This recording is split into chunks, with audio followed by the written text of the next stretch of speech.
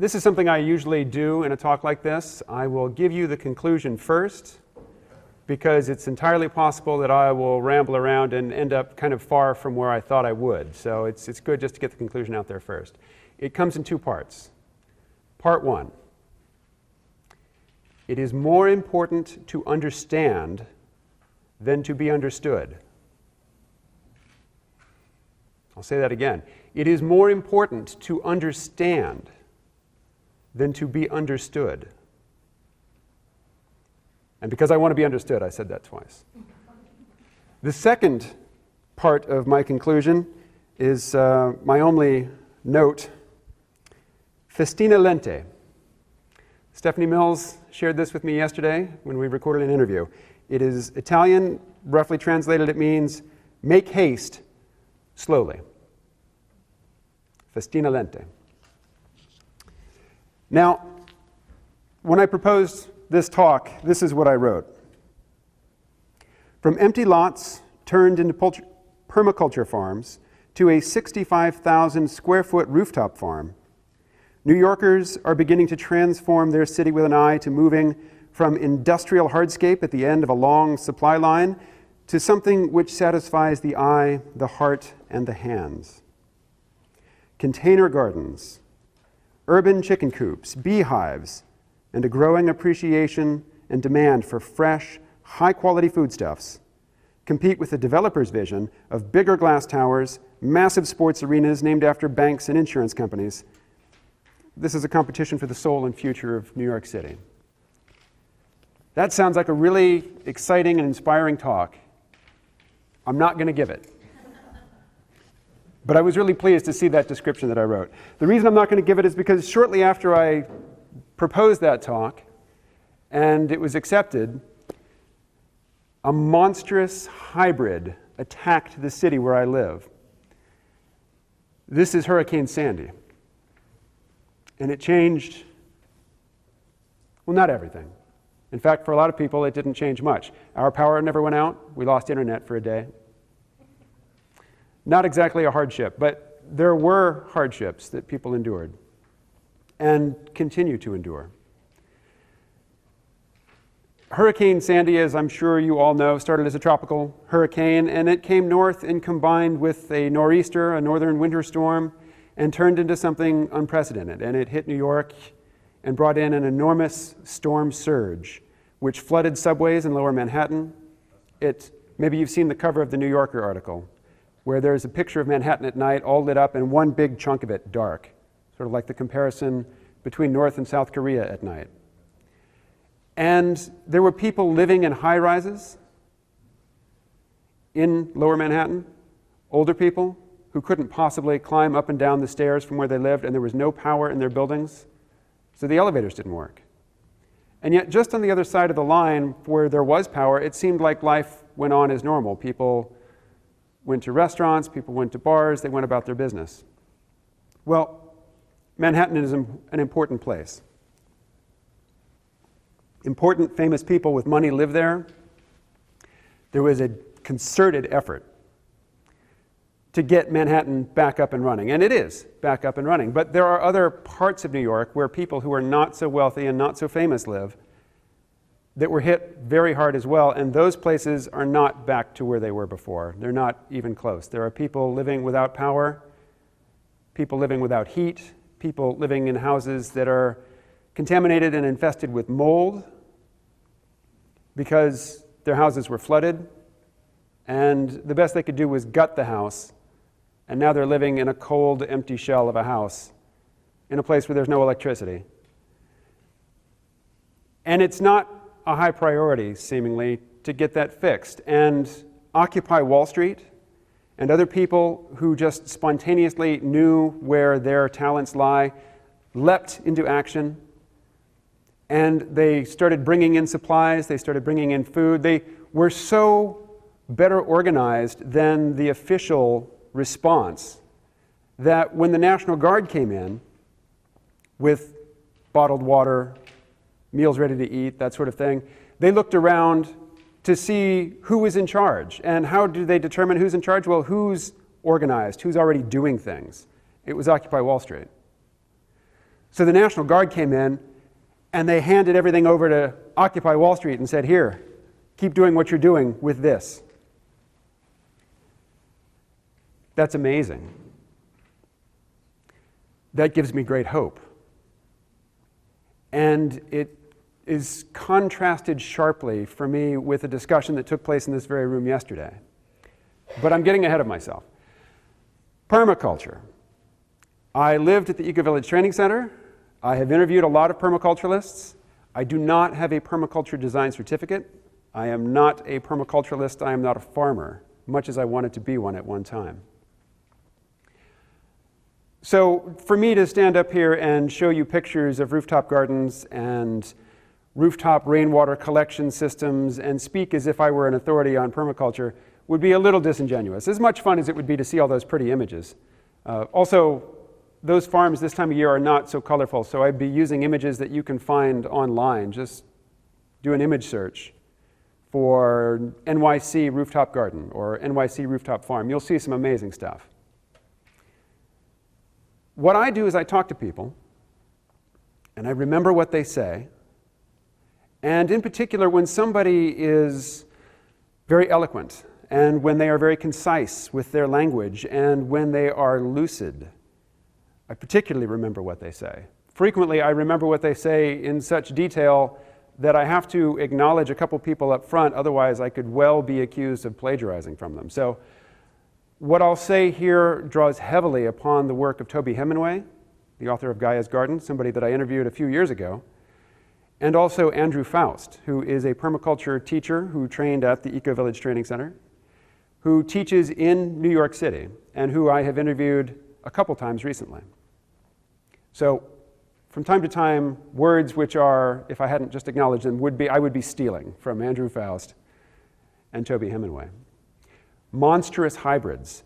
I described Hurricane Sandy as a monstrous hybrid. This comes from Andrew Faust. He was talking about municipal wastes.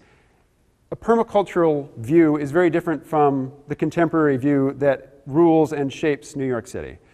The contemporary view, Andrew describes as an adolescent, instant gratification, if brute force isn't working, you haven't used enough of it view.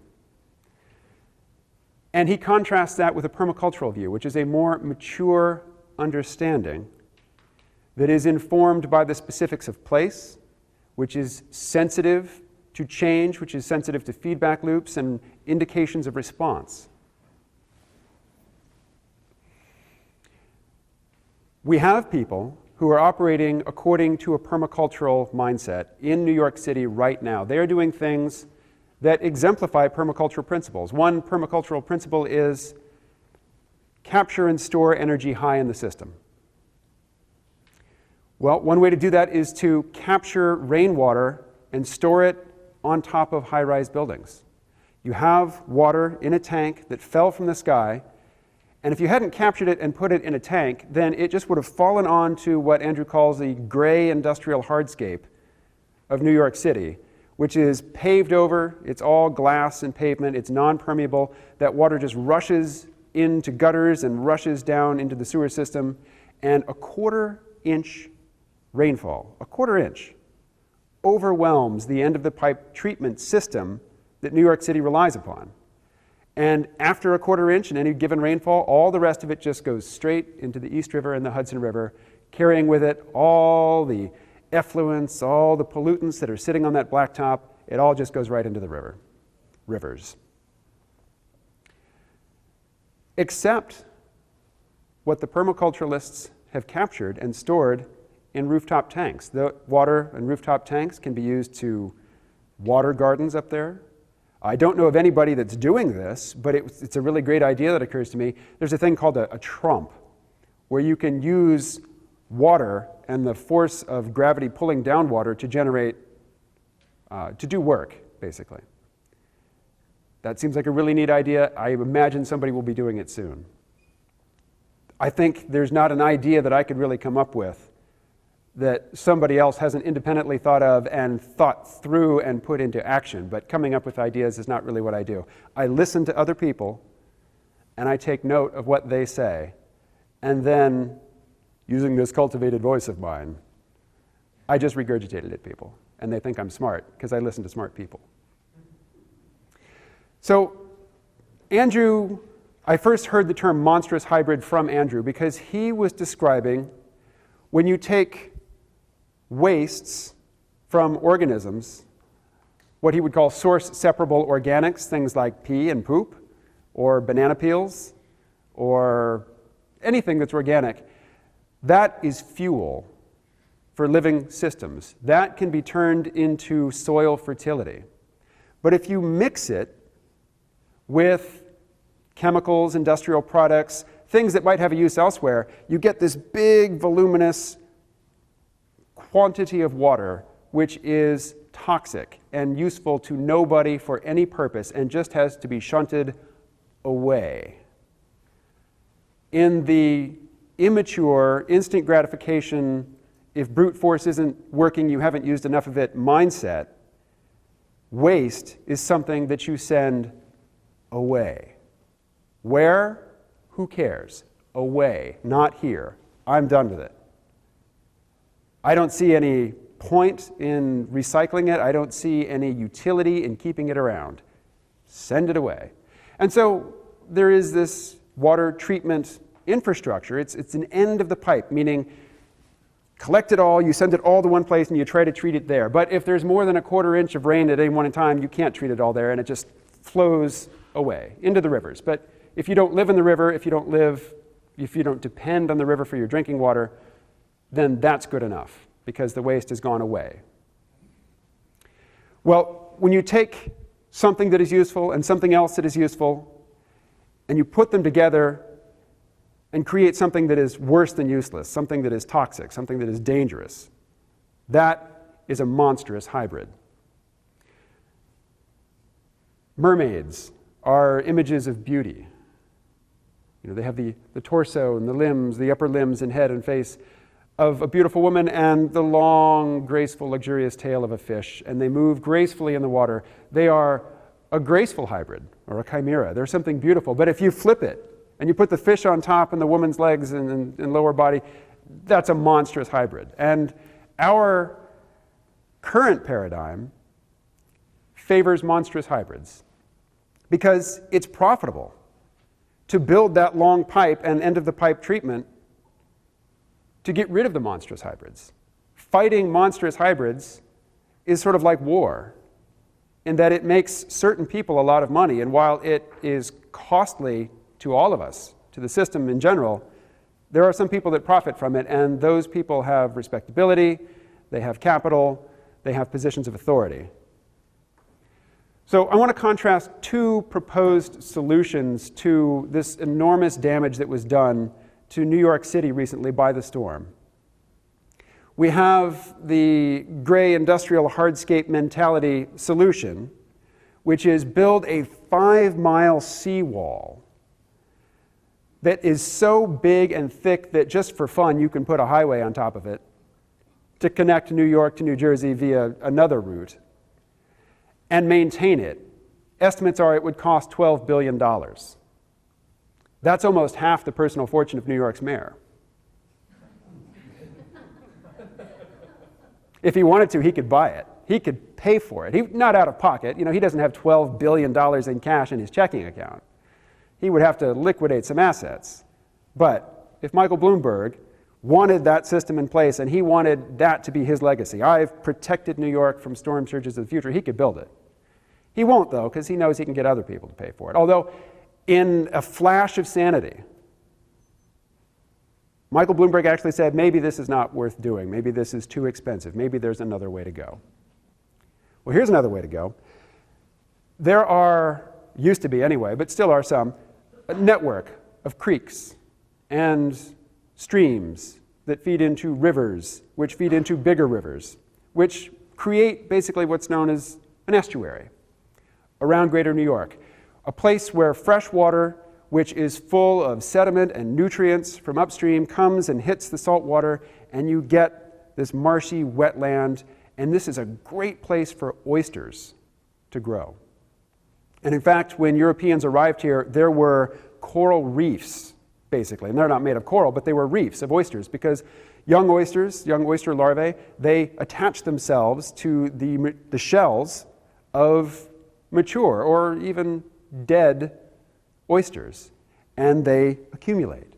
And here's something I do. I attach to phrases. There was an author whose name escapes me now, but he's written a book called Four Fishes, and he published an op-ed piece in the New York Times, and he was talking about oysters, and he said, and this is the phrase I love, that the accumulating oysters, one building on top of another, created reefs around all of greater New York that added contour and undulation to the bottom of the harbor.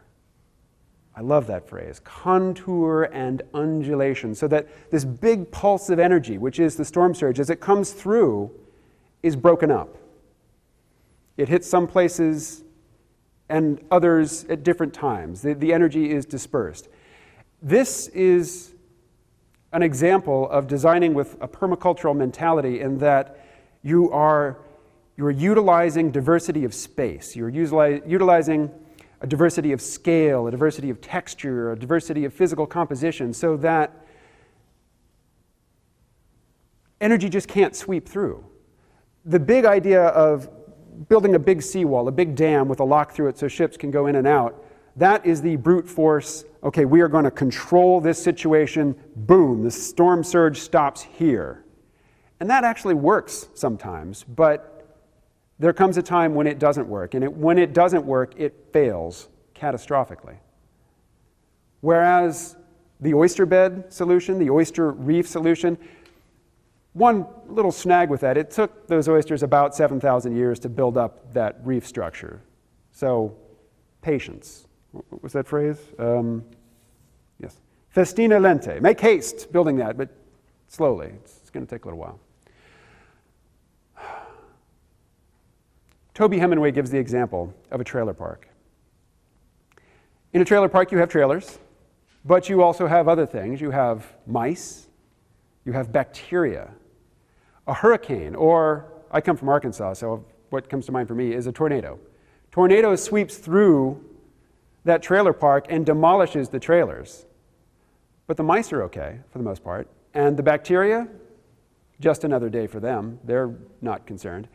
Because the tornado struck at a certain scale. It struck at a scale that affects the trailers.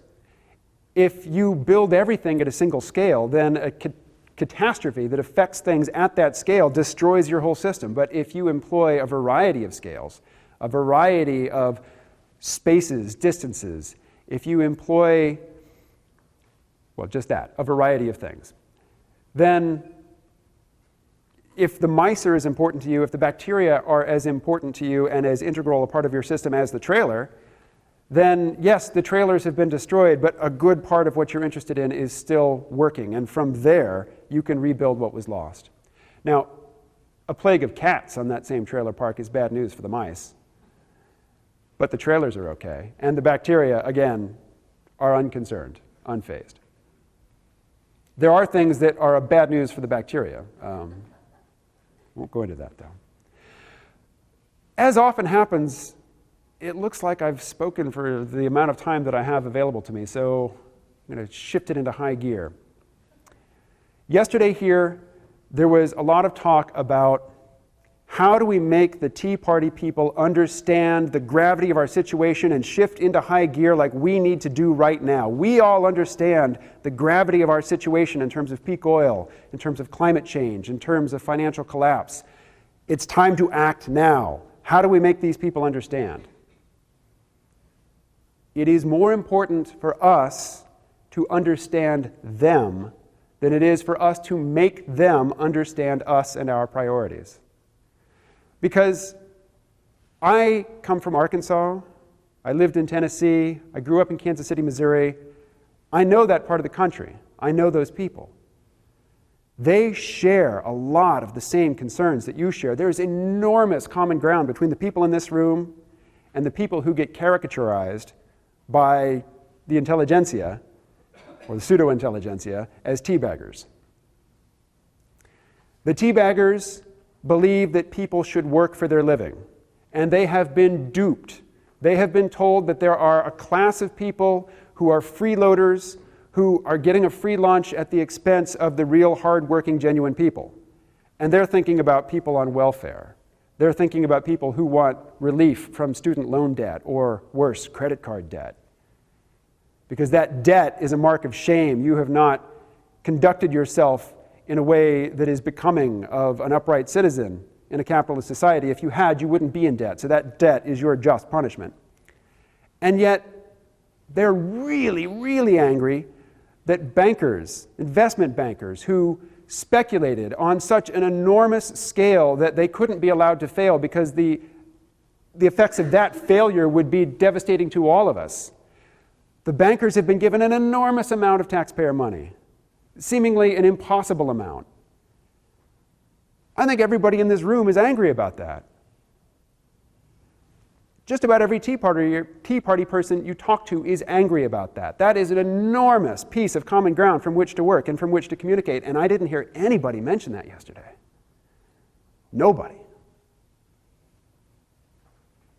So I would phrase my advice to listen to the Tea Party people with an ear for common ground so that you can then better communicate to them and make them understand. I think that's a sort of workable piece of advice, but it's one that I don't want to give, actually. I don't want to give it because I don't like okay, we're listening to them for these things which we will then use to turn around and make them understand us. Bad plan. Just listen to them. Progressive people, enlightened people in this room, listen to those backwards, retrograde, knuckle-dragging Tea Partiers. Listen to them. We all have to, well, we don't have to. We don't have to do anything. We can just merrily go about our business and let events unfold as they will and deal with them or not in the aftermath. But if we want to take control back from the bankers, from their pet politicians and judges, if we want to create, not just in the margins, not just doing permacultural things here and there where the larger system doesn't object, but if we want to actually use the resources of the society in which we live, which is an amazing society that does amazing things, then we need to find common cause with the backwards, knuckle-dragging, gun-toting teabaggers who are really good people and who share most of your values. And we, like them, have been tricked into focusing on these small areas in which we disagree with them. If you look at the debates, we just had a presidential election. What did you hear about climate from Barack Obama? Nothing. What did you hear about mass incarceration and the prison industrial system from Barack Obama? Nothing. He does not acknowledge that we imprison more people, a greater percentage of our population than any other country. The most iron-fisted, dictatorial, Marxist, tyrannical government. No government has imprisoned more people, a larger percentage of their population than we do here. We make a business of it. And that was not spoken of. Those people, a huge percentage of the population, go to prison, are brutalized there, stew in anger at all of us, and then are released. That's not a world I want to live in. Was that mentioned by Barack Obama? No. Barack Obama, Mitt Romney agreed on almost everything of significance. And they spoke about the tiny little fraction of things about which they seemed to disagree somewhat. And we get really angry at the people who are going to vote for Mitt Romney? rather than at a system that presents two nearly identical candidates and says, magnifies the apparent differences between them and says, focus on this, ignore everything else. Okay, now I really am over. And I've shifted my tone away from my congenial podcast host into a sort of angry rhetoric, and I'll pull that back, and I'll just say, it is more important to understand than it is to be understood. And yes, we face an emergency. Yes, we face a crisis. Yes, it is urgent that we do something, so let's make haste slowly. Let's keep doing the good stuff. Provide an example, provide a model of mature permacultural thinking and the way that that shapes the environment, the way that it shapes the lives of the people that engage in it and manifest it, and just give other people time to take notice. And don't worry so much about how to make them understand. Thank you.